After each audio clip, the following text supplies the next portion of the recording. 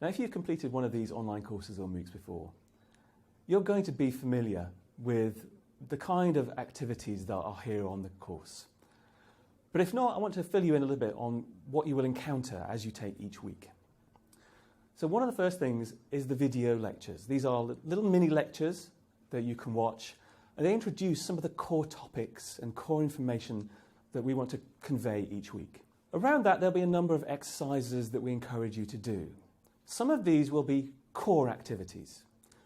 So each week there will be one core activity that we've highlighted as something that we think it'd be important for you to engage with. Usually this will involve you applying some of the lessons from the lectures to your own career. So it will involve homework, tasks that we give you to do that will actually get you doing things with your career and thinking in particular ways. And each of these core activities will have outcomes. And so those outcomes might be particular lists of questions that you're going to use in research, or plans that you may have, or ideas that you might have for your future, or information that you've gathered through research, a whole range of different things. And what we want to encourage you to do is to share those through what we call our core contributions. We want you to come back to the course and actually share what you've developed through your core activity with the other participants on the course. And there are two reasons for that. One is so that they can benefit from what you have done, so that other people can maybe learn lessons from your experience, but also so that you can benefit from the feedback of other people. Because we're going to be encouraging you to comment on each other's core contributions, to ask questions, and to help to refine your ideas, to help to refine your questions, maybe even add in new ideas, new suggestions, new questions, or even supply you with information that you're looking for to help you in your career decisions. So that's one of the things we want to encourage, is a lot of contribution and participation from you. So coming back to the core contributions, there are two ways in which you can submit your core contributions to this course. For the formal method, we'll use Coursera's peer assessment mechanism for you to submit your core contribution.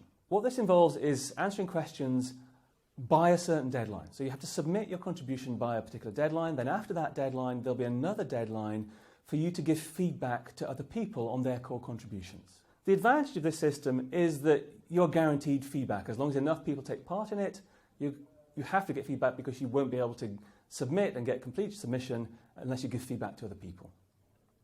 So you get guaranteed feedback, but the downside is you have to wait for it, because you have to wait for the evaluation deadline in order to get the feedback, and you have to wait for the submission deadline in order to start to give feedback.